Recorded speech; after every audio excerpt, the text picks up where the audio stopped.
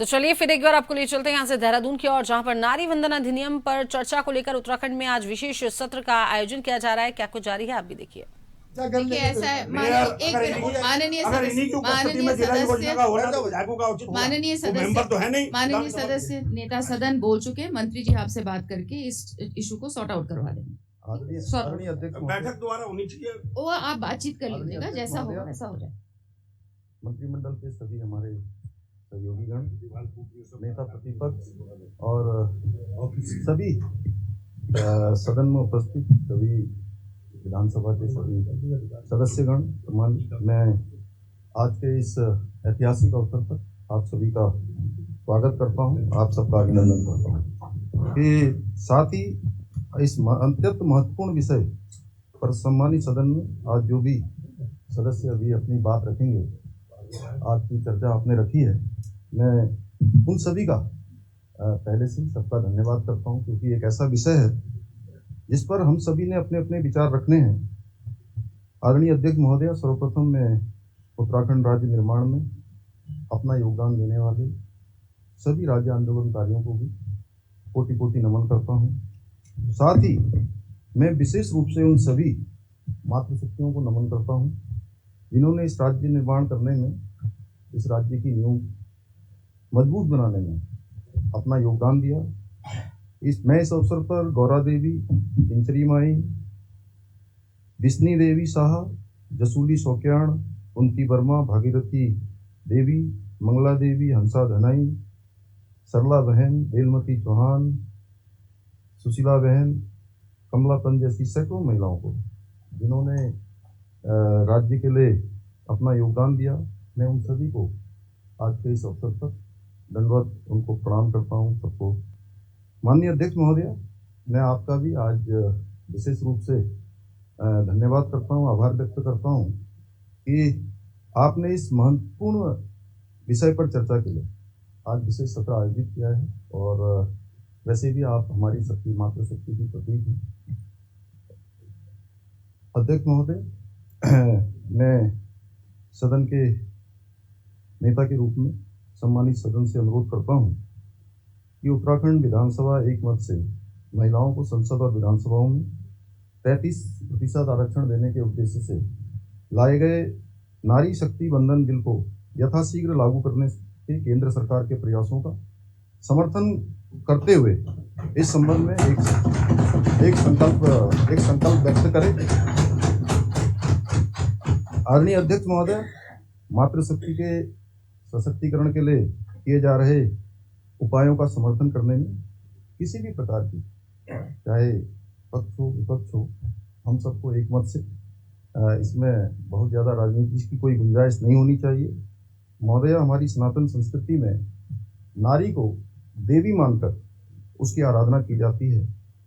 माँ दुर्गा, माँ लक्ष्मी, माँ सरस्वती के रूप में हम नारी के साहस, समृद्धि, ज्ञान के स्वरूप का वंदन करते हैं, और जब भी हम पूजा पाठ भी करते हैं तो हमारे मंत्र भी शुरू होते हैं, महालक्ष्मी, महासरस्वती, महाकाली। इस प्रकार से ये हमारी आस्था और परंपरा मात्र नहीं है, बल्कि हमारी महान संस्कृति की चेतना है, जो नारी के सम्मान और उसके महत्व को हमेशा सर्वोच्च स्थान देती है, तथा जिसमें नारी को शक्ति, सृजन और चेतना के मूल स्रोत के रूप में स्वीकार किया गया है। और कहा भी गया हमारे शास्त्रों में, यत्र नार्यस्तु पूजन्ते रमन्त तत्र देवता। और शिव भी तभी समर्थ है जब वो शक्ति से युक्त हों, क्योंकि शक्ति के बिना कोई सृजन संभव नहीं होता है। महोदया, भारतवर्ष के इतिहास में भी नारी शक्ति के अनंत और असंख्य प्रेरणादायक उदाहरण देखने को मिलते हैं, जैसे झांसी की रानी लक्ष्मीबाई, उनके पराक्रम और स्वाभिमान की ऐसी मिसाल उन्होंने प्रस्तुत की, जिससे पूरे राष्ट्र को एक संघर्ष की प्रेरणा दी। उसी प्रकार सावित्रीबाई फुले जी ने शिक्षा के माध्यम से समाज में जागरूकता और समानता का दीप प्रज्वलित किया, और हाल ही के वर्षों में हमने देखा कल्पना चावला जी ने अंतरिक्ष की जो उड़ान भरी, अनंत गहराइयों में पहुंचकर ये सिद्ध कर दिया कि नारी के सपनों की कोई सीमा नहीं होती है, वो अनंत तक जा सकती है, उसे अवसर मिलना चाहिए। नारी शक्ति अब केवल सहभागिता तक सीमित नहीं है, बल्कि नेतृत्व की भूमिका निभा रही है। नारी शक्ति निर्णय ले रही है, दिशा तय कर रही है और भविष्य भी गढ़ रही है।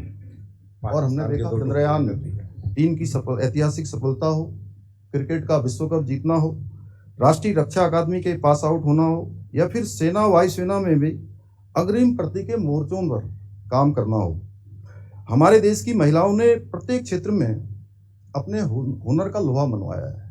आज कोई ऐसा क्षेत्र नहीं है जहां हमारी मातृशक्ति अपने पराक्रम से, अपने कौशल से भारत का मान सम्मान ना आगे बढ़ा रही हो। महोदय, अगर मैं उत्तराखंड की बात करूं तो हमारी मातृशक्ति माताओं बहनों ने प्रत्येक मोर्चे पर अग्रणी भूमिका निभाई है, चाहे वो वीरता दम्य साहस की प्रतीक तीलू रतवेली हो, जिन्होंने बहुत कम उम्र में अन्याय के खिलाफ संघर्ष का बिगुल फूका, या उत्तराखंड की लक्ष्मीबाई कहे जाने वाली रानी जिया रानी हो, जिन्होंने विदेशी मुस्लिम आक्रांताओं के नाकों चबवा दिए, या फिर हम सभी ने इतिहास पढ़ा है, या गढ़वाल की रानी कर्णवती हो, जिन्होंने अपने पराक्रम से मुगल सेना को परास्त कर इतिहास में एक अपनी अमिट छाप छोड़ी थी, या फिर चिपको आंदोलन की अग्रदूत गौरा देवी हो, जिन्होंने जंगलों और पर्यावरण की रक्षा के लिए अद्वितीय उदाहरण प्रस्तुत किए। ये सभी महान नारियां उत्तराखंड की उस गौरवशाली परंपरा का प्रतीक हैं, जहां नारी शक्ति ने हर युग में साहस, नेतृत्व और आत्मसम्मान का अद्वितीय परिचय दिया है। हमारी मातृशक्ति ने हमेशा ये सिद्ध किया है कि अवसर मिलने पर नारी केवल भागीदार करना ही नहीं बल्कि नेतृत्व करना भी जानती है। हर क्षेत्र में उनकी कुशलता ने देश को एक प्रेरणा देने का काम किया है, राज्य को प्रेरणा देने का काम किया है। हमारी माताओं बहनों ने अपने त्याग से, संघर्ष और साहस से न केवल जन आंदोलन को नई दिशा प्रदान की, बल्कि उत्तराखंड राज्य निर्माण में, उसका नींव रखने में या राज्य प्राप्ति तक संपन्न होने तक अगर किसी की सबसे बड़ी भूमिका थी तो उसमें उत्तराखंड राज्य की हमारी मातृशक्ति की भूमिका थी। मातृशक्ति ने हमेशा बढ़ चढ़ के उस आंदोलन को चलाने का काम किया। आदरणीय अध्यक्ष महोदय, नारी शक्ति के सामर्थ्य के बिना किसी भी समाज की वास्तविक उन्नति की कल्पना करना असंभव है। महिलाओं की शक्ति, साहस और समर्पण ही हमारे समाज और देश की प्रगति का आधार है, क्योंकि जब एक महिला सशक्त होती है तो वो केवल अपने परिवार का ही काम नहीं करती है, बल्कि समाज को भी संभालती है, राष्ट्र को भी प्रगति में, राष्ट्र को आगे बढ़ाने में भी, राष्ट्र के विकास में भी अपना महत्वपूर्ण योगदान देती है। नारी शक्ति के इसी सामर्थ्य को समझते हुए हमारे देश के यशस्वी प्रधानमंत्री श्री नरेंद्र मोदी जी ने मातृशक्ति के देश की लोकतांत्रिक व्यवस्था में उनका सम्मान दिलाने के लिए वर्ष 2023 में नारी शक्ति बंधन अधिनियम संसद के सदनों पर लाया गया और इस ऐतिहासिक अधिनियम के अंतर्गत लोकसभा और राज्य विधानसभाओं में महिलाओं को 33% का आरक्षण का प्रावधान किया गया। ये इन सदनों में केवल मातृशक्ति का संख्या बढ़ाने का प्रयास भर नहीं था, बल्कि नीति निर्माण की प्रक्रिया में महिलाओं की भागीदारी सुनिश्चित करने की दिशा में उठाया गया एक ऐतिहासिक और युगांतकारी कदम था।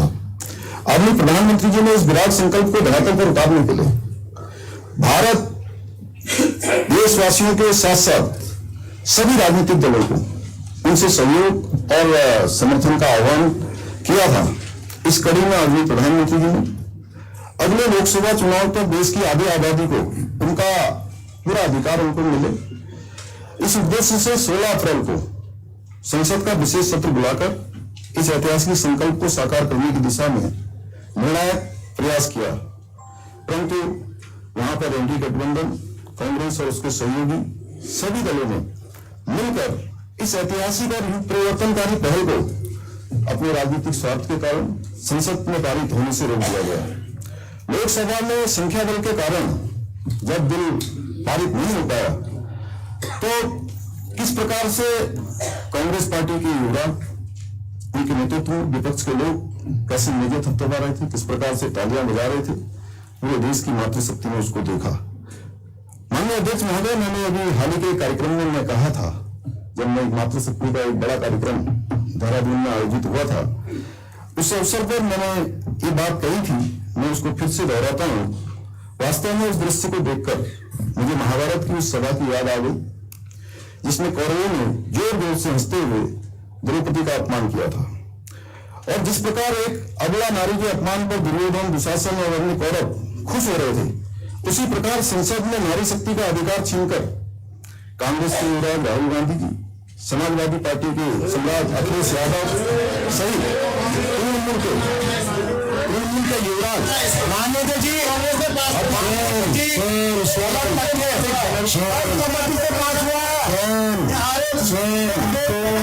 राहुल गांधी जी ने वोट भी नहीं दे पाया। राहुल गांधी जी ने तो वोट भी नहीं दे पाया। पहले जानकारी ले लो,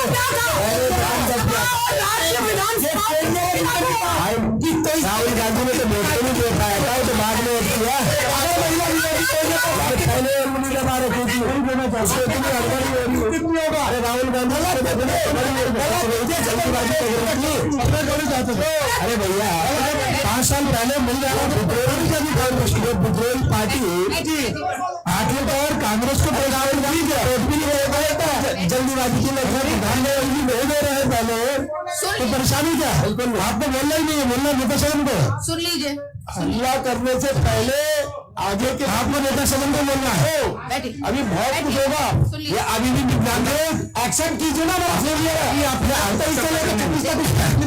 कांग्रेस ने दिया एक्शन कीजिए ना। जब नोटिफिकेशन नहीं कर पाए, अधिकारों पे चर्चा चोरी और सीना जोड़ी, ये है कांग्रेस का हाल, चोरी और सीना जोड़ी।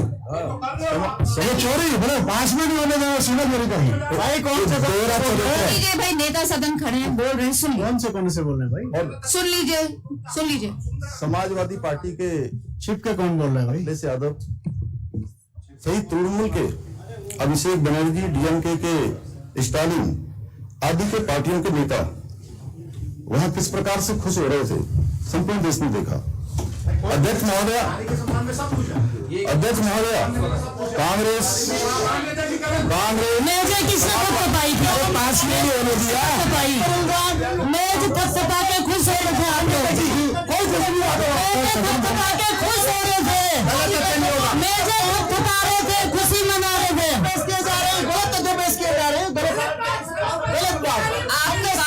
आपकी बारी आएगी, आप अपनी बात रखिएगा। आपकी जब बारी आएगी आप अपनी बात जरूर रखिएगा। ठीक ठीक है। इनको नेता प्रतिपक्ष बना दो, इनको माननीय सदस्य बैठे, इनको नेता प्रतिपक्ष बना दो भाई। इंजीनियर रवि बहादुर जी, ये सदन है, ये नियमों कानूनों से चलेगा, ये आपके जोर से बोलने से नहीं चलेगा, ठीक है? अध्यक्ष महोदय, Congress, Samajwadi party, TMC, DMK के जैसे दलों के नेताओं ने जिस प्रकार से नारी शक्ति का को अपमानित करने का काम किया, अध्यक्ष महोदय, लोकसभा में जिस प्रकार से सभी ये इंडी गठबंधन के सदस्य बोल रहे थे, उसे सुनकर मुझे पुनः उसी अहंकार का आभास हुआ जिस अहंकार से लंकापति रावण ग्रसित था। लेकिन हमारे कांग्रेस के साथी शायद ही भूल गए, तीनों लोगों को जीतने का दंभ भरने वाले अहंकारी रावण का पतन भी माता सीता के अपमान के कारण ही हुआ था। मुझे लगता है कि पहले से ही जो ये गठबंधन और इनके साथी नारी शक्ति के इस अपमान को जिस प्रकार से आगे बढ़ा रहे हैं, अध्यक्ष महोदय, कांग्रेस महिला आरक्षण जैसे विषय पर अब लोगों को भ्रमित करने का प्रयास कर रही है। इनके परिसीमन के बारे में जो बार बार बात आ रही है, मैं उसके बारे में भी अपनी बात रखना चाहता हूं कि परिसीमन के बहाने की तो आदरणीय अमित शाह जी ने लोकसभा में पूरी तरह से हवा निकाल दी। एक एक तथ्य जो है लोकसभा के अंदर जो संसद की कार्यवाही में लिखित रूप से दर्ज हो चुका है, पूरी तरह से उन्होंने स्पष्ट कर दिया था। आदरणीय गृह मंत्री जी ने लोकसभा में स्पष्ट किया कि इस प्रक्रिया में परिसीमन के माध्यम से किसी भी राज्य की सीटों के साथ कोई भेदभाव नहीं होने वाला है। कहीं सीटें घटने वाली नहीं है, जिनका जितना प्रतिनिधित्व होने वाला है उतना ही प्रतिनिधित्व होगा। इसलिए सीटें बढ़ाने का प्रावधान का ये बिल लाया गया। अध्यक्ष महोदय, सच्चाई तो यह है कि कांग्रेस ने दशकों तक सत्ता में रहने के बावजूद महिलाओं को उनका वास्तविक अधिकार देने में कभी कोई ठोस कदम नहीं उठाया। जब पहली बार किसी ने सच्चे मन से महिलाओं के हित में कार्य करने का प्रयास किया तो उसे संसद में पारित कर दिया गया। उसमें बैरियर लगा दिया गया, बैरिकेडिंग लगा दी गई बड़ी बड़ी।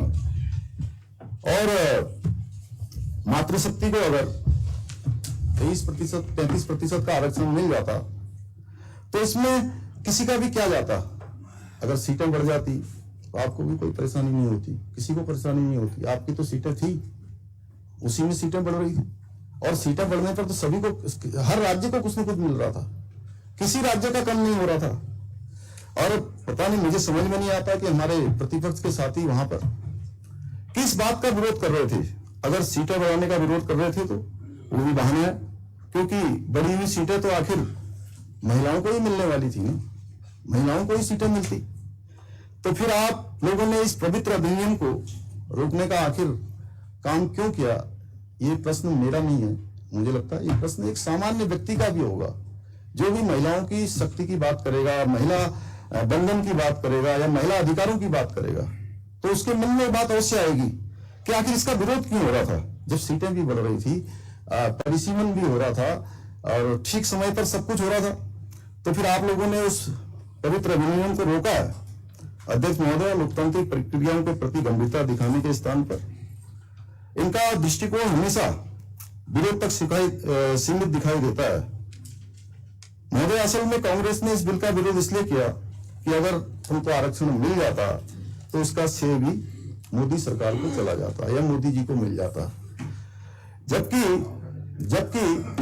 आदरणीय प्रधानमंत्री जी ने संसद में जब पहले दिन वक्तव्य दिया, उस वक्तव्य में उन्होंने बहुत स्पष्ट कर दिया था कि इसका श्रेय मैं आप सबको दे दूंगा, प्रतिपक्ष के लोगों को दे दूंगा। और उन्होंने ये भी कहा था कि मैं अखबार में भी विज्ञापन दे दूंगा, अखबार में, कि सभी लोगों ने इसका सर्वसम्मति से जो है इस अधिनियम को पास किया है। तो इसका श्रेय विपक्ष को देने को भी तैयार थे। पर अब देखिए किस प्रकार की राजनीति हुई। देश की आधी आबादी के साथ धोखा हुआ, उनके अधिकारों को मिलने से रोक दिया गया। महोदया, अब देश की मातृशक्ति पूरी तरह से समझ चुकी है कि कौन उनके अधिकारों के लिए ईमानदारी से प्रयास कर रहा है, कौन छल और प्रपंच कर रहा है, कौन केवल गुमराह करने का काम कर रहा है। आदरणीय अध्यक्ष महोदय, वर्ष 2014 में आदरणीय मोदी जी ने देश के प्रधानमंत्री के रूप में शपथ लेने के साथ ही नारी सशक्तिकरण की दिशा में प्राथमिकताओं से काम करना प्रारंभ किया। आदरणीय प्रधानमंत्री जी ने मातृशक्ति को नए भारत के निर्माण का आधार मानते हुए उन्हें सशक्त, सक्षम, आत्मनिर्भर बनाने के लिए अनेक ऐतिहासिक कदम उठाए, एक के बाद एक काम किए। आदरणीय अध्यक्ष महोदय, आज प्रधानमंत्री जी के नेतृत्व में पिछले 11 वर्षों में जेंडर बजट में 5 गुना से अधिक की वृद्धि हुई है। और इसी वर्ष का जो सामान्य बजट आया है, उसमें 2026-27 के बजट में महिलाओं और बालिकाओं के कल्याण हेतु 5 लाख करोड़ रुपए से अधिक का प्रावधान किया गया है, जो पिछले वर्ष की तुलना में लगभग 12% अधिक है। 2015 में शुरू हुए बेटी बचाओ बेटी पढ़ाओ अभियान के पिछले 11 वर्षों में लिंगानुपात और बालिका शिक्षा में उल्लेखनीय परिवर्तन आए हैं। पिछले 11 वर्षों में महिला पुरुष लिंगानुपात में 12 अंकों की वृद्धि हुई है। इसके साथ ही प्राथमिक स्तर पर, माध्यमिक स्तर पर स्कूलों में बालिकाओं का कुल नामांकन अनुपात 3% से अधिक बढ़ा है, जो अपने आप में एक ऐतिहासिक वृद्धि है। इतना ही नहीं, बीते 11 वर्षों में देश के अंदर जो संस्थागत प्रसव है वो 61% से बढ़कर 97% हो गया। कितना? 61% से बढ़कर 97% हो गया, जिससे सुरक्षित मातृत्व और बालिका जन्म को प्रोत्साहन मिलता है। जच्चा और बच्चा दोनों की सुरक्षा की गारंटी और मजबूत हुई है। आज सुकन्या समृद्धि योजना के अंतर्गत बालिकाओं के भविष्य को सुरक्षित करने के लिए 8.2% की उच्च ब्याज दर के साथ टैक्स फ्री बचत की सुविधा उपलब्ध कराई गई है, जिससे उनकी शिक्षा और विवाह के लिए मजबूत आर्थिक आधार सुनिश्चित हुआ है। इस योजना के तहत अब तक 4 करोड़ से अधिक खाते खोले जा चुके हैं और 3.25 लाख करोड़ रुपए से अधिक की धनराशि जमा हो चुकी है, जो बालिकाओं के भविष्य के लिए एक सशक्त वित्तीय सुरक्षा कवच प्रदान कर रही है। देखिए, 60 सालों तक इस देश के अंदर हमारे प्रतिपक्ष के साथियों का शासन रहा है और कई सालों तक शासन रहने के बाद भी ये काम उस समय भी हो सकते थे। हमारी बेटियों को उस समय भी ये योजना मिल सकती थी, इस प्रकार की योजना आ सकती थी। आखिर किसने काम करने से रोका था? लेकिन आप लोगों ने देश की गरीब बेटी के बारे में कभी नहीं सोचा।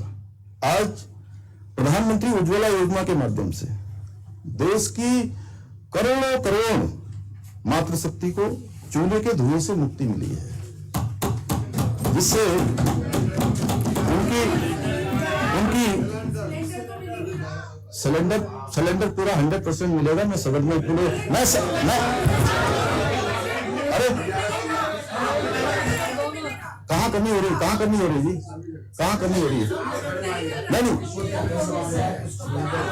अरे भाई, अच्छा, कांग्रेस सरकार के सामान्य दिनों से ज्यादा मिल रहा है। अच्छा, मैं इस जिम्मेदार सदन में इससे बड़ी कौन सी जगह होगी जहां मैं कह रहा हूँ? मेरा वक्तव्य कोई ये हवा वाला वक्तव्य नहीं है। सब जगह मैं कल ही बिजली पेट्रोलियम मंत्री हरदीप पुरी जी से भेंट करके आया हूँ। उन्होंने आश्वस्त किया है कि हमको 100% जो हमारा सब जगह मिल रहा है। लेकिन आप लोगों को सहयोग करना होगा, काला बाजारी रोकनी है। और सुनिए, यही कर रहे हैं।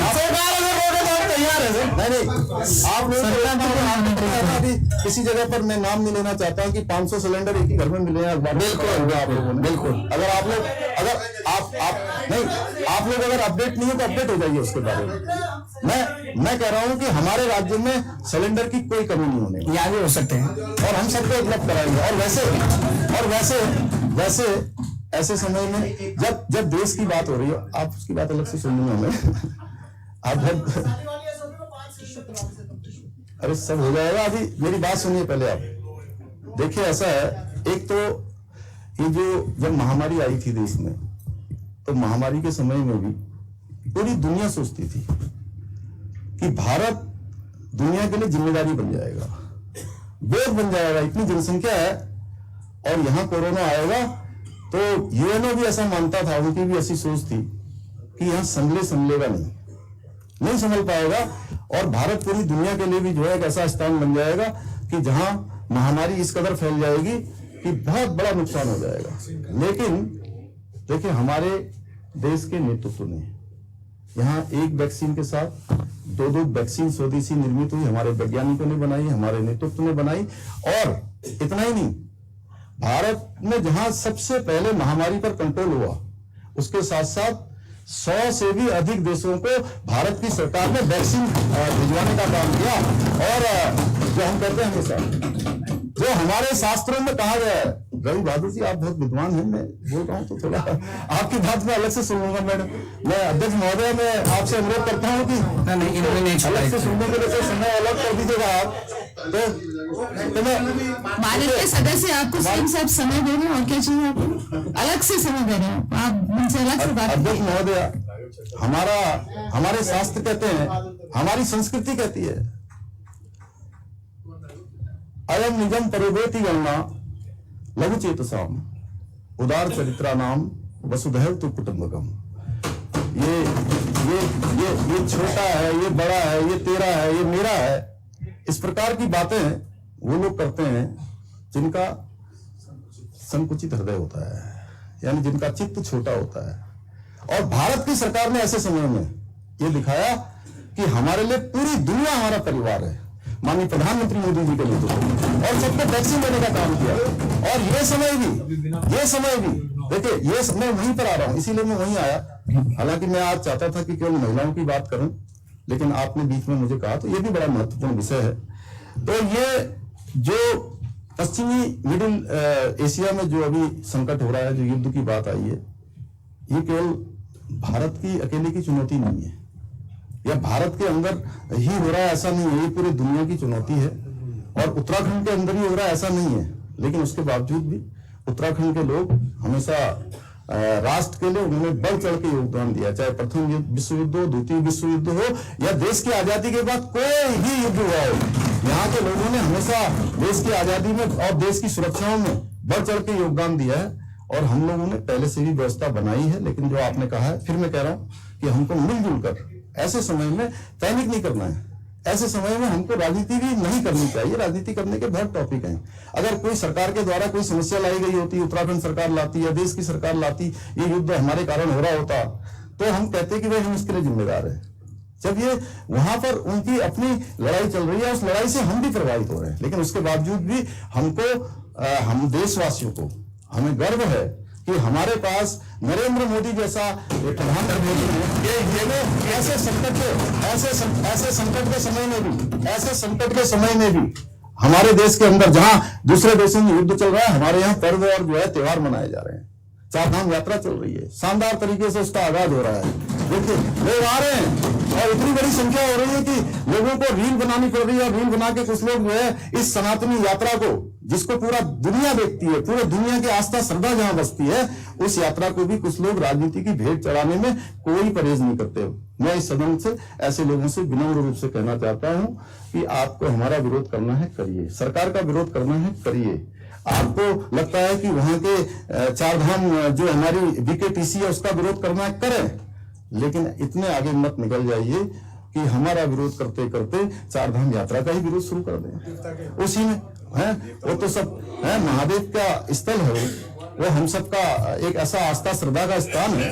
हमको उसमें छोटी मोटी चीजें होंगी, इसलिए मैंने कहा, मुझे मीडिया के लोग कहीं पूछते हैं अध्यक्ष महोदय, तो मैं कभी उनसे ये नहीं कहता कि सब व्यवस्थाएं हो गई है। मैं कहता हूं हमने सारे प्रबंध करने का प्रयास किया है। और ये यात्रा कैसी होती थी, कल अगर किसी ने मेरा लेख अगर पढ़ा हो, दैनिक जागरण में छपा है, अगर आप सब विद्वान लोगों ने किसी ने पढ़ा होगा तो उसको देखिएगा एक बार। हमने लिखा कि पहले के समय में जो लोग यात्रा में आते थे वो सारे अपने जितने भी संस्कार होते हैं वो संस्कार करने के बाद यात्रा में आते थे, क्योंकि कठिन यात्रा होती थी, भौगोलिक परिस्थितियां कठिन है, 10,000 फुट से ऊंची ऊंचाई पर है, रास्ते बड़े कठिन हैं, और यात्रा शुरू होने से पहले 6-6, 7-7 फुट बर्फ पड़ी हुई थी। अभी हमारे त्रिलोक सिंह चीमा जी बैठे हैं, हेमकुंड साहब की यात्रा शुरू होने वाली है 20 मई से, वहां तो 10 फुट के लगभग अभी बर्फ पड़ी हुई है। केदारनाथ जी में जब यात्रा शुरू हुई थी 22 तारीख को, तो उससे पहले जो है बहुत मुश्किल से जो है रास्ता बार बार हटाया गया, क्योंकि आप सब लोगों ने देखा कि इस बार मौसम लगातार इस प्रकार का होता रहा, बर्फबारी होती रही। इसलिए मेरा सभी से निवेदन है कि ये यात्रा हमारी सामूहिक यात्रा है, और ये यात्रा सनातन की यात्रा है, आस्था श्रद्धा की यात्रा है, और पूरे उत्तराखंड के लिए चारधाम हमारे जो है चारधाम यात्रा लाइफ लाइन है।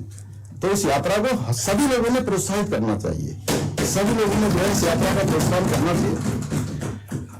तो आदरणीय अध्यक्ष महोदय, चूंकि थोड़ा हमारे मित्रों ने जो है इस प्रकार की शंका करी, तो मैं थोड़ा विषय से दूसरे विषय पर आ गया। मैं फिर से अपने विषय पर आ रहा हूं। तो मैं कह रहा था कि आज देश के अंदर जो हमारी सुकन्या समृद्धि योजना है, उस योजना के तहत अभी तक 4 करोड़ से अधिक खाते खुल गए हैं, और 3.25 लाख करोड़ रुपए से अधिक की राशि इनमें जमा हो चुकी है, जो बालिकाओं के भविष्य के लिए एक सशक्त वित्तीय सुरक्षा कवच प्रदान कर रही है। तो मैंने कहा इस प्रकार की योजना आपके समय में भी आ सकती थी, पहले भी हो सकती थी, लेकिन किसी ने किसी को रोका तो था नहीं। और इसी प्रकार से आज आप लोगों को मैं इतना ही कहना चाहता हूं, क्योंकि ये विषय ऐसा है, वैसे तो अच्छा होता कि हमारी पूरी विधानसभा सर्वसम्मति से कह देती कि महिलाओं का आरक्षण तत्काल लागू किया जाए।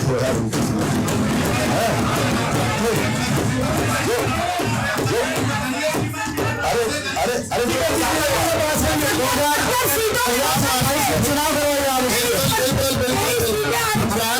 नहीं बात करेंगे सर। हम चाह रहे हैं, हमने तो हम समर्थन करते हैं। अरे आपके कहने से नहीं होगा, वहाँ राहुल गांधी को मिलना चाहिए था ना, उनको मिलते ना। उन्होंने भी कर रखा सर, समिति से पास करा रखा, कानून बन चुका है, कानून बन चुका है, आप लागू कर दीजिए। वो तो कानून बन चुका है, लागू कर दीजिए। इस पे देश के संविधान के अनुसार जब वहीं से करना था तो यहाँ ये असेंबली बुलाने की जरूरत क्या थी? आदरणीय अध्यक्ष महोदय, तो आज प्रधानमंत्री जनधन खासा महिलाओं को बैंकिंग व्यवस्था से जोड़कर उनको आर्थिक रूप से सशक्त बनाया जा रहा है। मदन भाई बहुत गुस्से में हो गया आज। क्या बात है, गुस्से में हो गया? अरे केवल राहुल जी नहीं चाह रहे,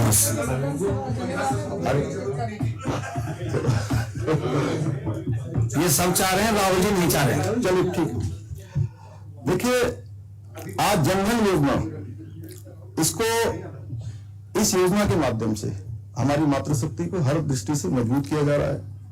उनकी बचत भी सुरक्षित हुई है महिलाओं की, बल्कि सरकारी योजनाओं का लाभ भी अब सीधे उनके बैंक खातों के माध्यम से सीधे पहुंच रहा है।